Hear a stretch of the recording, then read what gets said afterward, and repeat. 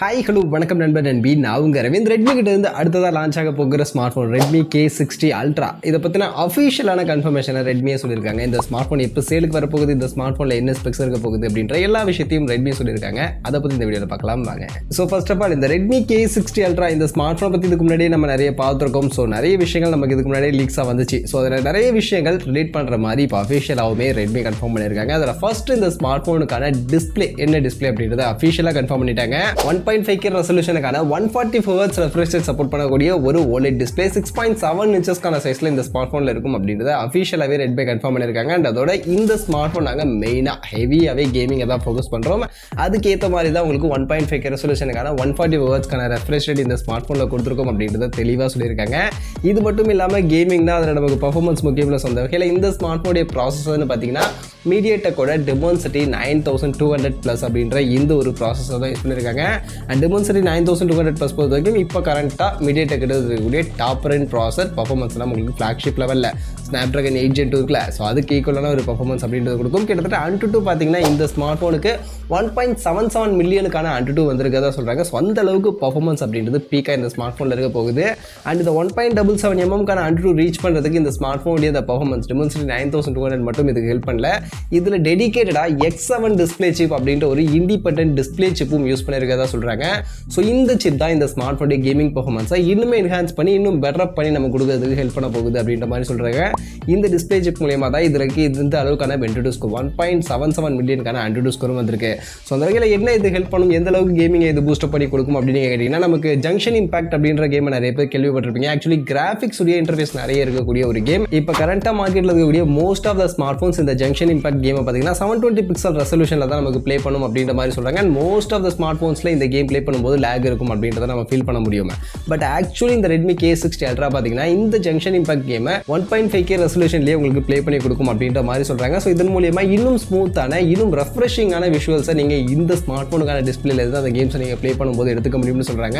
இது கூட 144 Hzக்கான ஒரு ஹை ரெஃப்ரெஷ் ரேட் இருக்கிறதுனால ஒரு ரெஃப்ரெஷிங்கான ஒரு ஃபீலும் இருக்கும்.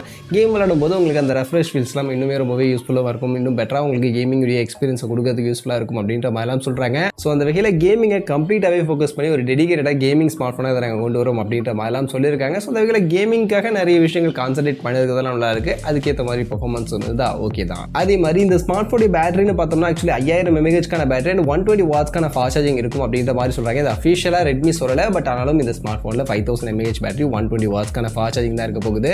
அதே மாதிரி கேமரா சைடுக்கு வந்தோம்னா ஆக்சுவலி கேமராவை பற்றின அஃபிஷியல் கன்ஃபர்மேஷனும் சொல்லலை. பட் ஆனால் கேமராவில் இருக்கக்கூடிய சில விஷயங்களை அவங்க அஃபிஷியலாக ரிவியூலும் பண்ணியிருக்காங்க. அந்த வகையில் கேமராவுடைய ஃபீச்சர்ஸ்னு பார்க்கும்போது பின்பக்கம் 3 கேமரா இருக்க போகுது. பிரைமரி 50 மெகாபிக்சல் சோனி IMX 890க்கான சென்சார் இருக்கும் அப்படின்ற மாதிரி சொல்லப்படுது. ஆப்டிக்கல் இமேஜ் ஸ்டெபிலைசேஷனுக்கான சப்போர்ட்டோட இந்த பிரைமரி கேமரா இருக்க போகுது.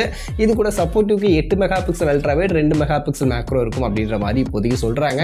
முன்பக்கம் 16 மெகாபிக்சலுக்கான செல்ஃபி கேமரா இருக்கும் அப்படின்ற மாதிரி சொல்கிறாங்க. அண்ட் இதோட கேமரா பர்ஃபார்மன்ஸையும் இன்னும் என்ஹான்ஸ் பண்ணி கொடுக்கறதுக்காக இதில் நிறைய விஷயங்கள் இந்த ஸ்மார்ட் ஃபோனில் பண்ணுறதா சொல்கிறாங்க. அதில் மெயினாக இந்த ஸ்மார்ட் ஃபோனுடைய வீடியோ ரெக்கார்டிங் ரெசல்யூஷன் பார்த்தீங்கன்னா 8Kல ரெக்கார்ட் பண்ணுற அளவுக்கான கேப்பபிலிட்டி இருக்க போகுது. அதுவும் 8K 24 FPS ஃப்ரேம் இதில் நம்மளால வீடியோ ரெக்கார்ட் பண்ண முடியும் அப்படின்ற மாதிரி சொல்கிறாங்க. பட் 8K வீடியோ ரெக்கார்டிங்லாம் எந்த அளவுக்கு கிளாரிட்டி இருக்க போகுது, அதில் ஆப்டிமைசேஷன்லாம் எந்த அளவுக்கு கொடுக்க போகிறாங்கன்றத பற்றி தெரியல. ஸோ அதுதான் மெயின். ஏன்னா 8Kக்கான வீடியோ ரெக்கார்டிங் கொடுக்கறதுலாம் ஓகே. பட் அதோட ஸ்டெபிலிட்டி எந்த அளவுக்கு நல்லா இருக்கோ அதை போது தான் வீடியோடைய கிளாரிட்டியும் இருக்கும். ஸோ அதனால் அதை எந்த அளவுக்கு ஃபோக்கஸ் பண்ணுறாங்க அப்படின்றத வெயிட் பண்ணி தான் பார்க்கணும். பட் என்ன கேட்டிங்கன்னா கேமரா இது அந்த அளவுக்கு ஃபோக்கஸ் பண்ண மாட்டாங்கன்னு தான் நினைக்கிறேன். ஏன்னா அது டெடிகேட்டடாக கேமிங்காக கொண்டு வரக்கூடிய ஸ்மார்ட் ஃபோன். ஸோ கேமிங் ஃபோக்கஸ்டாக தான் இருக்கும் அப்படின்றது என்னோட ஒரு ஒப்பீனியன். மற்றபடி இன் டிஸ்பிளே ஃபிங்கர் பிரிண்ட்ஸ்க்கான இருக்க போகுது, டியூவல் ஸ்பீக்கர் இருக்க போகுது. அண்ட் கேமிங்காக இதில் எக்ஸாக்ட்ஸ் ஹாப்டிக் வைப்ரேஷன் ஒரு பெட்டரான ஃபீல் கொடுக்கக்கூடிய ஹாப்டிக்ஸ் வைப்ரேஷன் இதில் இருக்கும் அப்படின்ற மாதிரி சொல்கிறாங்க.